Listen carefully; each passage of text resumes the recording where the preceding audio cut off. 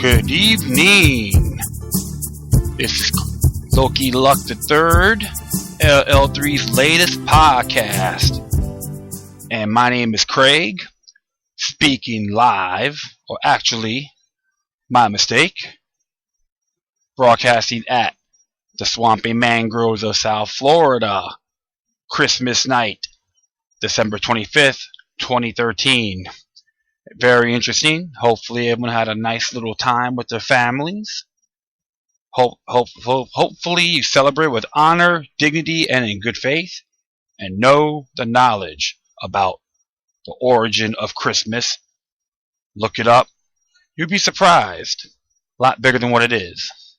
However, I'll be discussing on Jesse Jackson Sr., his response to the Duck Dynasty comments, which is pretty controversial in their eyes.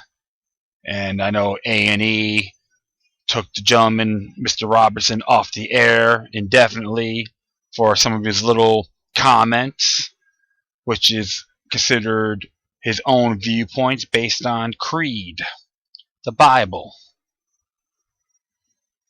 I'm going to be narrating this article by the Chicago Tribune, and it's entitled, Jesse Jackson Sr. Responds to Duck Dynasty Star's Comments.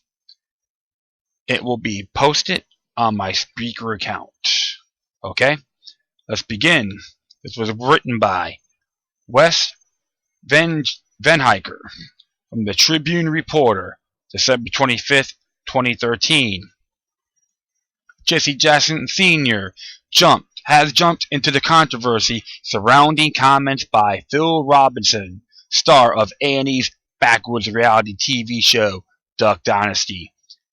In an announcement sent out Tuesday, Jackson Sr. compared Robertson's recent comments about African Americans, gay people, and women to comments made by the driver Rosa Parks' bus. At least the bus driver who ordered Rosa Parks to surrender her seat to a white person was following state law, he said in the release. Robertson's statements were utterly free and openly, without cover of the law, within a context of what he seemed to believe was white privilege. Jesse Jackson's human rights group, the Rainbow Push Coalition, has demanded meetings with A&E and with Cracker Barrel regarding the two companies' treatment of Robertson, who stars in the show as the head of the Louisiana family that makes duck calls. Jackson, along with LGBT group GL GLAAD and the National Organization of Women, urged A&E to keep Robertson on an indefinite hiatus from the show, which the network started following Robertson's comments criticizing homosexuality in an interview with GQ magazine. Cracker Barrel removed Duck Dynasty items from its shelves, then put them back Sunday after customers protested, according to a Cracker Barrel news release.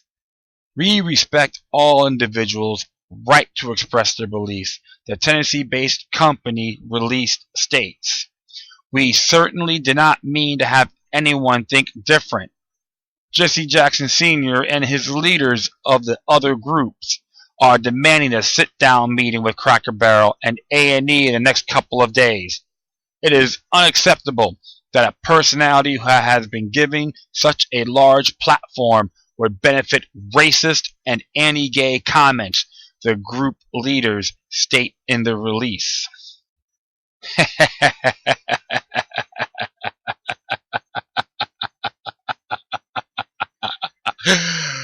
Forgive me, my friends. I do find this hilarious. First of all, I don't even watch Duck Dynasty. Don't know who Phil Robertson is. And in good faith, I'm still not going to watch his show, regardless. However, everyone's entitled to their own views.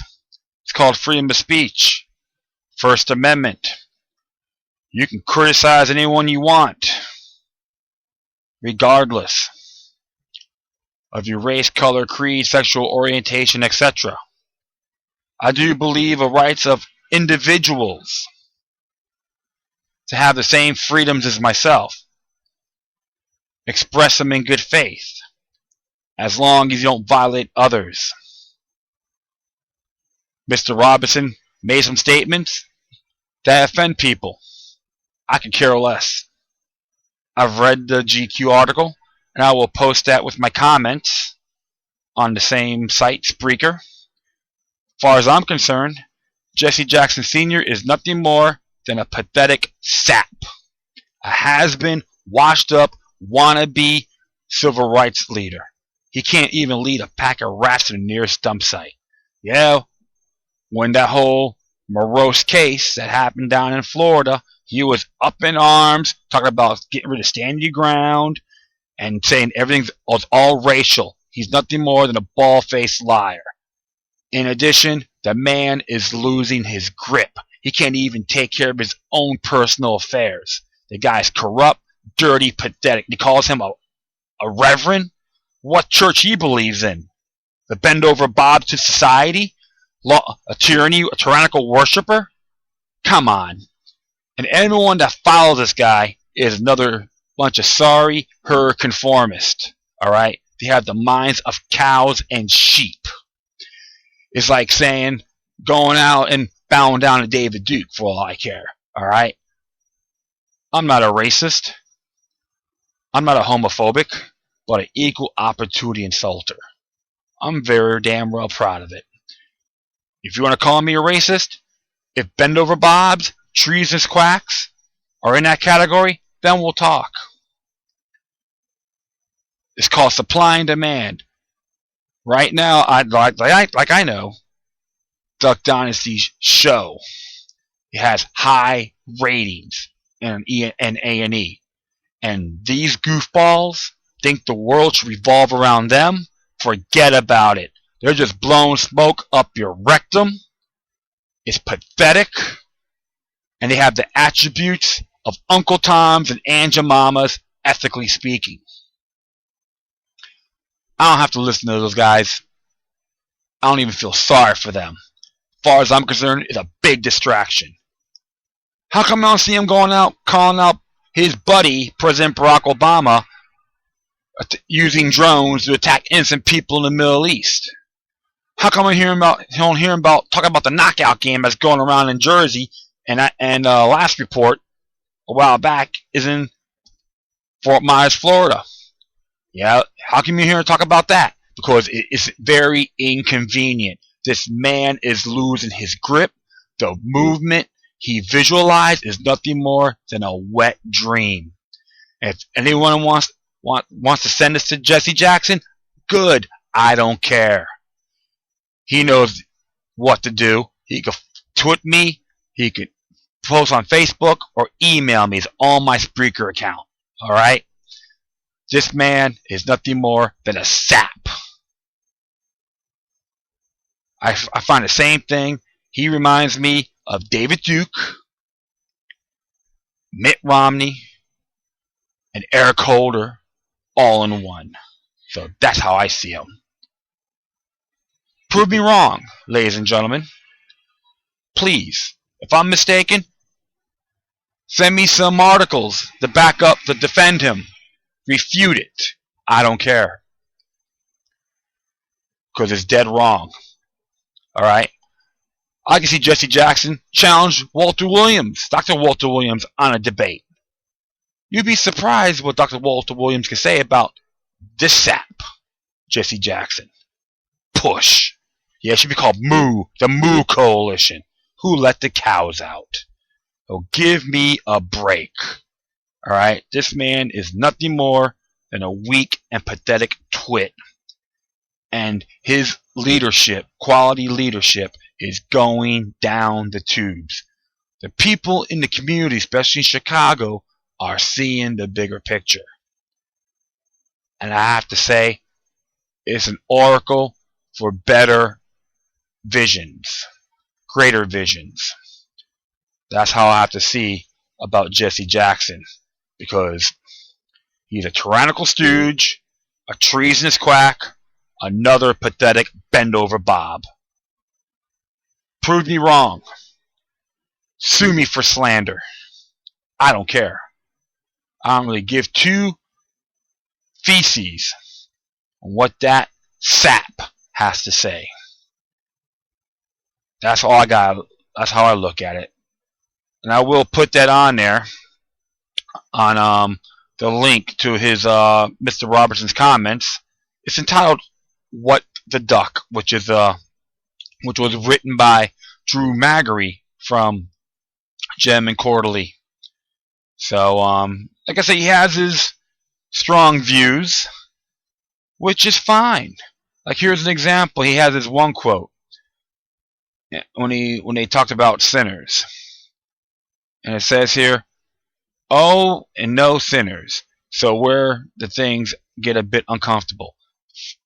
Phil calls himself a Bible thumper, and holy shit, he thumps that Bible hard enough to ring the bell at a county fair test of strength. If you watch Duck Dynasty, you can hear plenty of it. Non-denominational supper table prayer the family recites at the end of every episode, and in the show's no cussing, no blasphemy tone. But there are more things Phil would like to say, controversial things, as he puts it to me, that he don't make the cut. This March, for instance, he told the Christian-oriented Sports Spectrum magazine that he didn't approve the A&E editing out "In Jesus" from a family prayer scene, even though A&E says that the phrase has been uttered in at the last 17 episodes. We could talk about censorship. And he made another quote here. When it goes out here in these woods without any cameras around, Phil is free to say what he wants, maybe a little too free. He's got a lot of thoughts on modern immorality, and there is nothing stopping them from rushing out like this one. Quote, "It seems to me a vagina as a man would be more desirable than a man's anus. That's just me. I'm just thinking. There's more there. She got more to offer. I mean, come on, dudes. You know what I'm saying. But hey, sin is not logical. My man is just not logical. Perhaps we'll be needing a seatbelt after all." I don't know what's so offended about that. That's just his view. He's not degrading women. If he's a man of God, he believes that if you're going to have sex with the woman you love, it will be your wife. That's just his view. Can't argue, can't criticize him. I'm not even a fan of his show. Alright, and to be very honest, it's a big distraction. How many of you know about the 2014 NDAA that got passed by the Senate? Is that more important than what Mr. Robertson has to say? How about more goodies? The 100th anniversary, the 100th year birthday of the Federal Reserve, that was on December 23rd. How many of you